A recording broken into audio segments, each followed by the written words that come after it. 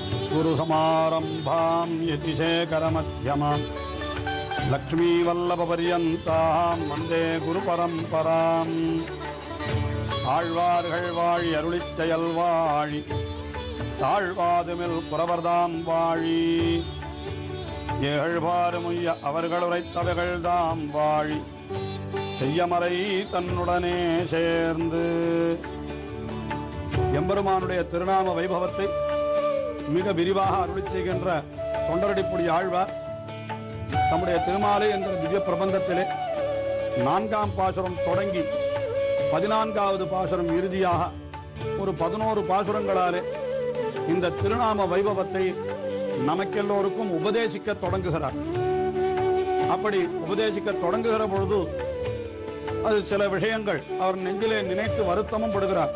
திருநாமம் என்பதை சொன்னாலே உயர்ந்த பேரு கிடைக்கலாமாயிருக்க அந்த பேற்றை இவர்கள் அடையாமல் இப்படி வீணாக பாழாய் போகிறார்களே என்று அந்த வருத்தத்தையும் வெளியிட்டுக் கொண்டார்.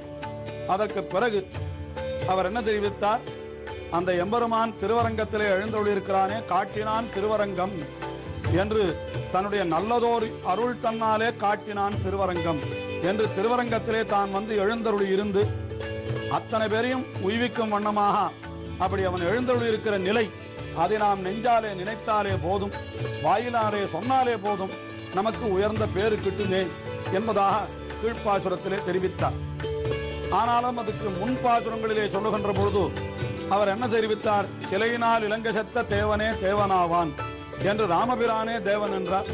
கற்றினம் மேய்த்த எந்தை கழலினை பணிமின் நீரே என்று கன்றுகளை மேய்த்தவனான கண்ணன் அவனுடைய திருவடிகளை பணியுங்கள் என்றார். ஆனால் இப்பொழுது ராமனோ கண்ணனோ இப்பொழுது இல்லையே, அந்த அவதாரங்கள் எல்லாம் என்றைக்கோ முடிந்து போய்விட்டதே. இன்றைக்கு நாங்கள் அவனை போய் சேவிக்க வேண்டுமானால் எங்கே சேவிப்பது என்று கேட்டார்களோ என்னவோ. அதனால பதில் சொல்லுகிறார், அப்படி அன்றைய தினம் ராமனாக அன்றைய தினம் கண்ணனாக அப்படி அவதரித்தவன் தான் இன்றைய தினம் திருவரங்கத்திலே ஸ்ரீ ரங்கநாதனாக எழுந்துள்ளிருக்கிறான். அவனேதான் இங்கே இருக்கிறான். அவனுடைய பெயரை கூட நீங்கள் சொல்ல வேண்டாம், அவனுடைய ஊரினுடைய பெயரை நீங்கள் சொன்னாலும் போரும், உங்களுக்கு என்ன கிடைக்கும் என்னால் உயர்ந்த பேரு கிடைக்கும்.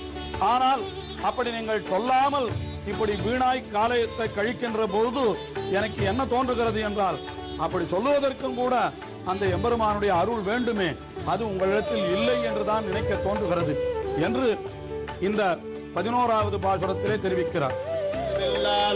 முன்னீர் அடைத்து உலகங்களுய்யா செருவிலே அறக்கருகோனை கத்தனம் சேவகனார் அறிவிய பெரிய கோயில் அதில் திருவரங்கம் என்ன அறிவிலே திருவிழாதீர் காலத்தை கழிக்கின்றீரே.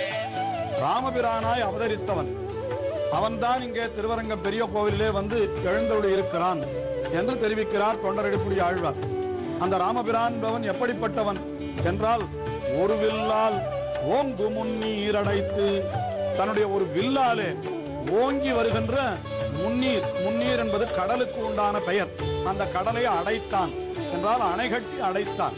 இது வால்மீகி ராமாயணத்திலே மிகவும் விரிவாக தெரிவிக்கப்பட்ட சரித்திரம். இது சமுத்திரத்திற்கு முன்னீர் என்று பெயர். இது என்ன காரணம் என்றால், அது ஆற்று நீர், ஊற்று நீர், மழை நீர் என்று 3 விதமான நீர்களை தன்னிடத்திலே கொண்டதாக அது இருக்கிறபடியினாலே முன்னீர் என்றாலே அது கடலைத்தான் குறிக்கும். அந்த முன்னீர் அது எப்படி இருந்ததுன்னு கேட்டால், ஓங்கு முன்னீர் என்றால் ஓங்கி பெரிய அலை ஆரவாரத்தோடு வருகிறதே, அதை சொன்னார் இங்கே. ஆனால் வியாக்கியானத்திலே பெரியவாச்சான் பிள்ளை மிகவும் ரசமாக காட்டுகின்றார். அது கடலினுடைய இயற்கையான தன்மையை சொல்லவில்லை. ராமபிரான் அந்த கடலரசனை பயமுறுத்தினான் அல்லவா. அதாவது கடலரசனை நோக்கி எனக்கு வழிவிடு, நான் இலங்கைக்கு செல்ல வேண்டும் என்று முதலிலே ராமபிரான் சரணாகதி செய்தான். சமுத்திரராஜனை நோக்கி அவன் சரணாகதி செய்தான். ஆனால் அப்படி 3 நாள் உபவாசம் இருந்தும் கூட கடலரசன் அவனை நோக்கி வரவில்லை. உடனே ராமபிரானுக்கு கோபம் வந்து விட்டது.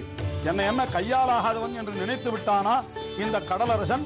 இவன் ஒரு மீன்படு குட்டை, அதை கூட தெரிந்து கொள்ளாமல் என்னிடத்திலே இப்படி பாராமுகமாக இருக்கிறான், இவனை நான் மற்ற அடித்து விடுகிறேன் என்று சொல்லி சாபமானிய சௌமித்ரே சராந்த ஆஜீவிஷோபமான் சாகரம் சோஷயிஷ்யாமி பத்யாம் யாந்து பிரபங்கமாக என்று இந்த கடலை நான் வற்ற அடித்து விடுகிறேன். லட்சுமணா வில்லை எடு, அம்பை கொண்டு வா என்று சொன்னான். அதை கேட்ட உடனே அந்த சமுத்திரராஜன் பயத்தினாலே அலறி அடித்துக் கொண்டு ராமபிரான் திருவடிகளிலே ஓடி வந்து விழுந்தானான். அப்படி அவன் அலறி அடித்துக் கொண்டு வந்த பொழுது இருந்த நிலையைத்தான் இந்த இடத்திலே ஓங்கு முன் நீர் என்று ஆழ்வார் அருளி செய்கிறார் என்று வியாக்கியானத்திலே பெரியவாச்சான் பிள்ளை காட்டி அருள்கிறார். ஆஹா, அப்படி அந்த ஓங்கு முன்னீரை என்ன செய்தான்? அடைத்தான். அதாவது அணை கட்டினான் ராமபிரான். அவன் அணை கட்டினது எத்தாலே என்னால் கல்லாலே என்றுதானே நான் சொல்லுகிறோம்.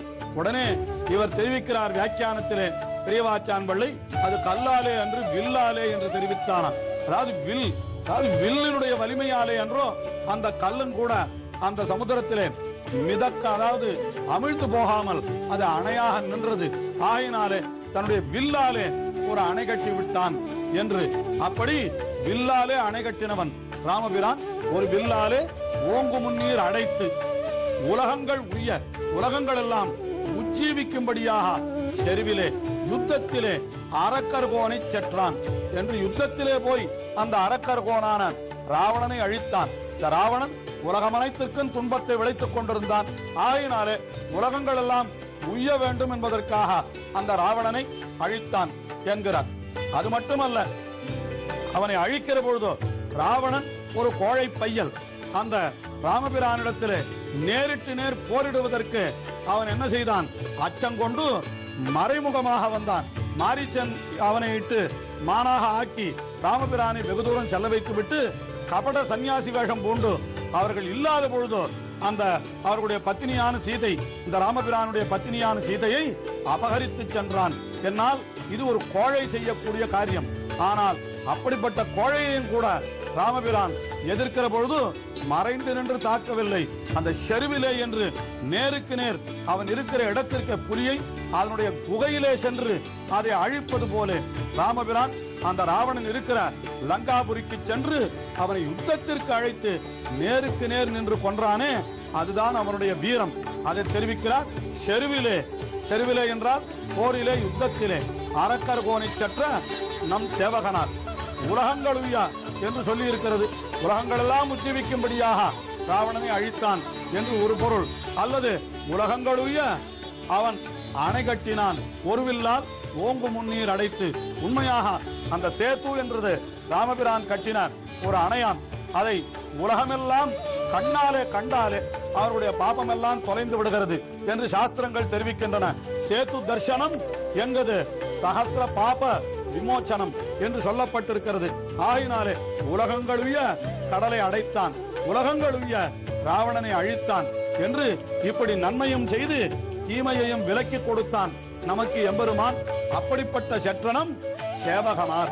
இந்த சேவகனார் என்பது மிக அற்புதமான சொல். இது வடமொழி தமிழிலே சேவகம் என்கிற சொல்லுக்கு வீரம், பராக்கிரமம் என்பது பொருள். அந்த பொருளை கொள்வோமானால் என்ன செய்தான் ராமபிரான்? யுத்தத்திலே போய் அவனை அழித்தான். ஆகையினாலே அது வீரம் என்று அப்படி கொள்ளலாம். ஆனால் தமிழிலே அல்லாமல் அதை வடமொழி சொல்லாக கொள்ளுகிற பொழுது சேவகனார் என்று சொன்னால், சேவகன் என்னால் ஏவலாள், வேலைக்காரன் என்பது பொருள்.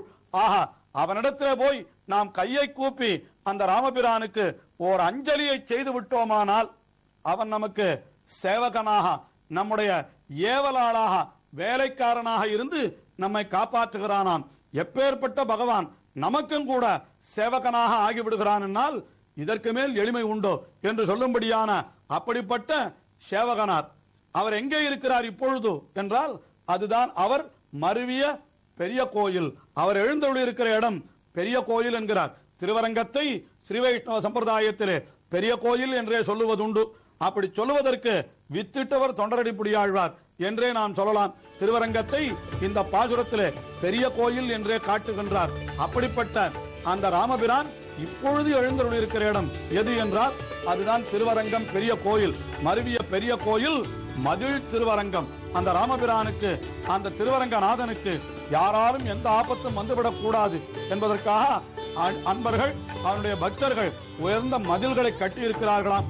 அப்படிப்பட்ட மதில் திருவரங்கம் என்று அந்த திருவரங்கத்துடைய பெயரை சொன்னாலே போதும், உடனே நன்மை விளைந்துவிடும். ஆனால் இந்த உலகத்திலே இருப்பவர்கள் எல்லாம் எப்படி இருக்கிறார்கள்? திருவரங்கம் என்ன என்று திருவரங்கம் என்று கூட சொல்ல மாட்டேன் என்கிறார்களாம். அப்படி இருப்பவர்கள் ஏன் சொல்லவில்லை என்று கேட்டால், கருவிலே திருவிழாதீர், அவர்களுக்கு கருவிலேயே எம்பெருமானுடைய அருள் ஏற்பட வேண்டும். ஜாயமானம் ஹி புருஷா எம்பஷ்யேத் மதுசூதனஹ சாத்விகஸ்து விக்ஞேயா சவை மோக்ஷார்த்த சிந்தகா என்று சொல்லப்பட்ட சாஸ்திரப்படி எவனொருவனை பிறக்கும் பொழுதே எம்பெருமான் கட்டாட்சிக்கிறானோ அவனுக்குத்தான் நல்ல விஷயங்களிலே ஈடுபாடு உண்டாகிறதாம். ஆக இவர்களுக்கு திருவரங்கம் என்று சொல்ல வேண்டிய ஒரு எண்ணம் உண்டாக மாட்டேன் என்கிறதே அதற்கு என்ன காரணம் என்னால், இவர்களுக்கு கருவிலே இருக்கிற பொழுது அந்த எம்பெருமானுடைய அருளாகிற திரு ஏற்படவில்லை. ஆகையினாலேதான் இப்படி இவர்கள் எல்லாம் காலத்தை கழிக்கின்றீர், வீணாக காலத்தை கழிக்கிறார்களாம். அதாவது எத்தனையோ வார்த்தைகளை சொல்லுகிறார்கள், என்னென்னமோ வம்பளக்கிறார்கள், மணிக்கணக்காக நாள் கணக்காக வருடக்கணக்காக பேசிக் கொண்டிருக்கிறார்கள். அதற்கெல்லாம் இவர்களாலே முடிகிறது. ஆனால் திருவரங்கம் என்ற ஒரு வார்த்தை, அது எம்பெருமானுடைய ஊர் என்கிற ஒரு வார்த்தை, இதை சொல் என்றால் அதற்கு எங்களாலே முடியவில்லை என்கிறார்களாம். இது என்ன துர்பாக்கியம்! இதற்கு காரணம் என்ன என்றால், அந்த எம்பெருமானுடைய கட்டாட்சம் இவர்கள் பேரிலே விழவில்லை போலும், அதனால்தான் இப்படி இருக்கிறார்களோ என்று மருவிய பெரிய கோயில் மதில் திருவரங்கம் எண்ணாதவர்கள், கருவிலே திருவில்லாதவர்கள், இவர்கள் வீணாக காலத்தை கழிக்கிறார்களே என்று அவர்களுக்காக தம்முடைய ஆழ்ந்த அனுதாபத்தை வெளியிடும் விதமாக காலத்தை கழிக்கின்றீரே, இப்படி வீணாக போக்குகிறீர்களே, நீங்களும் கூட அந்த எம்பெருமானுடைய திருவரங்கம் என்கிற அந்த திவ்ய தேசத்துடைய ஒரு திருநாமம், அவனுடைய திருநாமம் கூட வேண்டாம், அவன் எழுந்தருள் இருக்கிற இடத்தினுடைய திருநாமத்தை சொன்னாலே உங்களுக்கு உயர்ந்த பேர் கிட்டுமே என்று இந்த பாசுரத்திலே தெரிவித்தார். பச்சை மாமலை போல் மேலே பவளவாய் கமலச் செங்கண் அச்சுதா அமரரேரே ஆயகம் கொழுந்தே என்னும் இச்சுவை தவிர யான் போய் இந்திர லோகம் ஆளும் அச்சுவை பெருளும் வேண்டேன் அரங்கமா நகருளா